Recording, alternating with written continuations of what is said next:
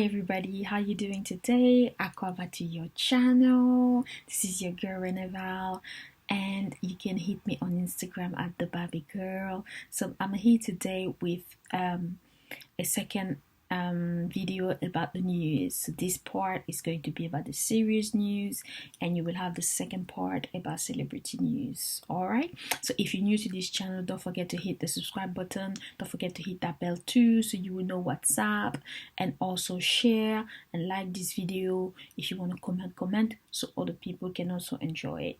Okay, so the news that we're going to talk about today, first we're going to talk about the Rona in the UK and in the rest of the world, and then we're going to grasp the news in general. Okay, so let's talk about the Rona in the UK. Don't mind my news, y'all.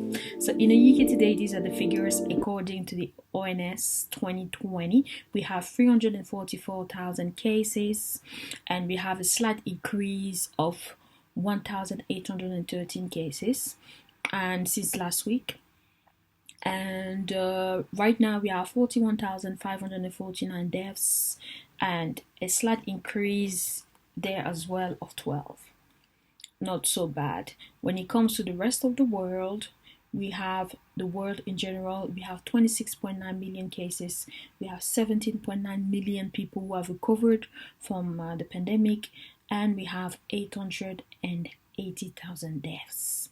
That's also according to the ONS. Now, what is going back with the Rona in the UK? So, despite the expectation of it rising with the children going back to school, I mean the year one, the year twos, and also the secondary school, the virus hasn't picked as bad as we would have expected to do. So it was a smooth back to school, and also the nursery have also reopened to allow people to go back to work, professionals to get back to work.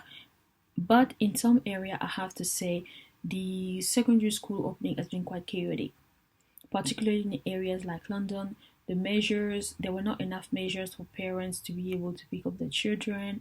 There was a little bit of chaos because children as well as parents were not wearing masks. And on top of that as well, the queues that you form, or massive long queues like traffic with cars and everything else. So it's a little bit chaotic, and it was also worrying for some parents. Okay, when it comes to the rest of the world, they've recorded that there's been the virus has been slowing down overall. So the cases have dropped by 14%, but we still have to remain vigilant, because just because it's dropping doesn't mean we're safe, and then it doesn't mean as well that all of a sudden we'll be going back to normal. So we have to keep our eyes, our ears open, everything open now. All right, so when we come to Africa as well, the virus has risen mostly in the north part, so the North African countries like Morocco, Libya, they've experienced an increase of cases, apart from Egypt. So Egypt is not within that category. They're being quite safe, even though they're part of the North African part. So I'll leave all the details below if you're interested in the figures and stuff like that. You can have a read on a few articles to see what's up. So we're gonna move on and talk about the other news, right? There isn't much about the Rona right now, because we're getting through it, we're living through it, we're getting to know the virus. In some areas, we're waiting for that second vibe to hit, or in some countries, that second lockdown, so that second wave, sorry, to hit, and that second lockdown. All right, so this is it. So I hope you well. Inshallah, thank to God, thank to Jehovah, my family is well, my loved ones are okay. So I hope you guys are okay too, and you and your families, and you're keeping safe out there. Okay, so the rest of the world, the other news, we're gonna talk about the next one is the Belarus protest. So what's happening in Belarus is there's been a protesting going on against the current president, and is being accused of rigging the election last month. So his name is, I got it somewhere, Alexander Lukashenko, and apparently he's been in power since 1994. and he's not taking any responsibility or acknowledging to anything that the protesters are accusing him of, but he's putting the blame on Westerners. He's saying Western countries are getting involved in politics in his country, and that is nothing to do with him, basically, in basic terms. That's what he's saying.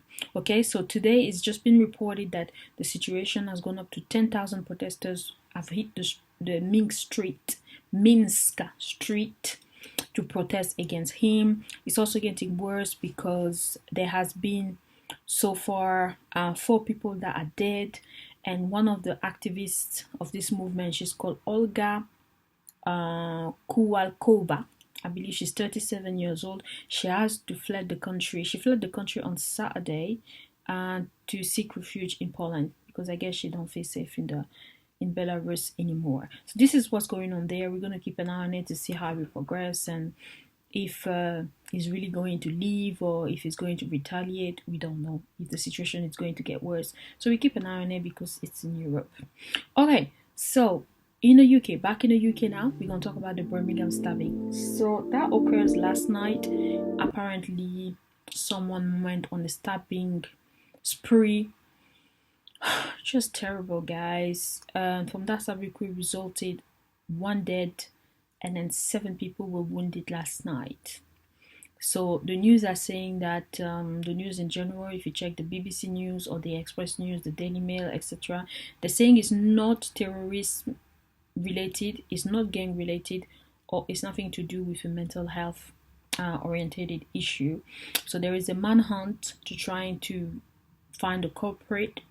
If there was already a manhunt, I'm guessing they have an idea of who it is because they've had a few witnesses, and so it's just strange. Like 3 o'clock in the morning when people are sleeping, and I watch her doing out there. Like I'm not blaming the victims here, but it's like this is the time when you should be at home most of the time. If you're not doing anything like compulsory or indispensable outside, like the best place that you could be safe is being home. So you know, my heart goes out to the person that died, to the victim. The name hasn't been released yet, or the person as well who's on the fugitive's name as well hasn't been released. So we're gonna keep an eye on that story and see how it grows. But I would just hate for this whole phenomenon of stabbing to be back because we had a few last year in Manchester as well as London, and it was just terrible. It was really, really fearful. Like strangers can just come to you while you're going on about your normal day and just stab you for absolutely no reason. It's just terrifying, right? On top of everything else that we have to deal with, we have to deal with that too. I mean, come on. Only get God can save us, right? Okay. So the next story that we're gonna touch on is the Kenneth Walker the Third. So if you don't know who Kenneth Walker the Third, he was the boyfriend of Breonna Taylor at the time where she was murdered. So he was present during the whole thing. He's the one who fired the first shot because when he heard the police officer knocking on the door and they didn't identify themselves, so he was maliciously prosecuted and arrested for that when he was just trying to defend himself. So now today he decided to put a lawsuit of 10.5 million US dollars against the state of Louisville in California. So, is it California? I don't know. I'm not American, so let me know. But it's against the state of Louisville, right? So, it's a lawsuit for being maliciously prosecuted for firing a single bullet, right? Kenneth Walker III is 28 years old. And yeah, basically, that's his right. He feels like seems he has a very strong case, but once again, America is not very fair when it comes to black people, so I don't know how this one is gonna go. The officer that shot Breonna Taylor has still yet to be arrested. He's still walking free. He's on administrative leave and with the other two, so we still don't know what's happening with that because they haven't made any arrest. And every single day we're saying her name. Her name was Breonna Taylor, and people are marching. People are getting arrested to see justice, but that hasn't happened yet. I just hope that even though this civil lawsuit go through, that we're still pressing for the criminal case because we want justice for her as well. Like money, you cannot put a price on life, and her life was priceless just like ours. So we need to see justice for Breonna Taylor. All right. All right. So the next news we're gonna talk about is the fact that China is. I've read this article, so I couldn't just keep my eyes closed on it. I had to bring it to you guys to your attention. The ransack of Africa for the benefit of China. So China right now, although they've been ransacking Africa for years, they've been stealing our natural resources, everything that they can to their own benefit. But then again, the stealing has been allowed by the government's representative because they're indebted to China, because they owe China a lot of money, ridiculous amount of money. So instead of paying that money back in cash, they're paying it with natural resources. It's all out there on YouTube. You can do your own research. The countries who are indebted to China, the top 10 African countries. So now they are ransacking the forests and they're stealing timbers and rosewood trees that are being illegally exported to China. It's just terrible. And they're saying this rosewood tree are in the verge of extensions and they're mostly coming from Mozambique. It's just terrible. Just terrible. Like China has no regard for like other countries, let alone Africans. And I don't think at this point we should be have any dealings with the Chinese government. Yes, I said it, but that's just my opinion. All right, we keep an eye on the story too, and we see how it goes. We need to keep our, we need to keep our eyes open when it comes to dealing with China. Okay, all right. So the next story that I'm going to talk about, which will be the last story, we're going to talk about the election in Ivory Coast, see what's going on there. So we knew that the current president, Alassane Dramane Ouattara, is running for a third mandate, for a third round, which he shouldn't have, because he already said that he was recusing himself after the second, right? And that's also what the Ivorian constitution says. But now he's changed his mind. He wants to run for the third time, and he's using the excuses that the person that he appointed. I mean, if it's democratic election, why do we need to appoint someone? I guess maybe to represent his party. So the person he appointed died, which was, I think, rest in peace, Mr. Ali Gon Coulibaly. He died. So because he died now, he feels obliged to run again, which I think is a lot of BS, because he can just stay back, don't run again in the shadow, and appoint someone else. So, okay, he's running again, of course. People are not happy. He's creating tension because he's disrespecting the Constitution.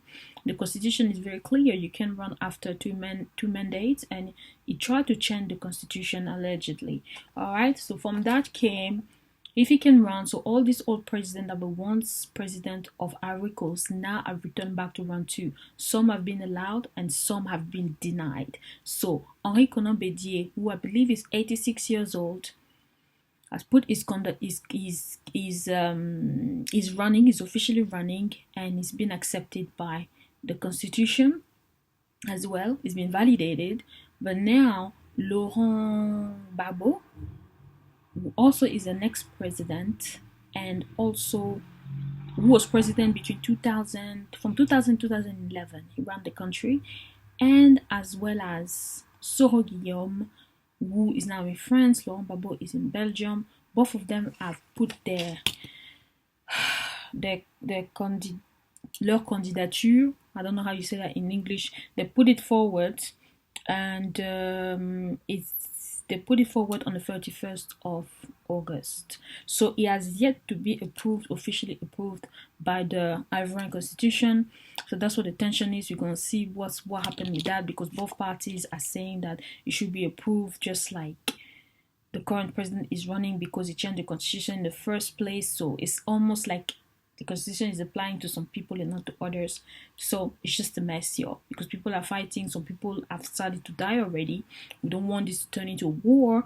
So we keep an eye on it to see what happens, and we pray that the fight sense and that it doesn't get any worse than what it is. So this is it for the serious news, y'all. Don't forget to watch part 2 for the celeb news if you're interested. So thank you again for watching. Don't forget to like, comment, subscribe, and share, and hit that bell too. with other people so they can enjoy it. All right. Till next time, material. Go back to part 2 to watch. Thank you. Bye.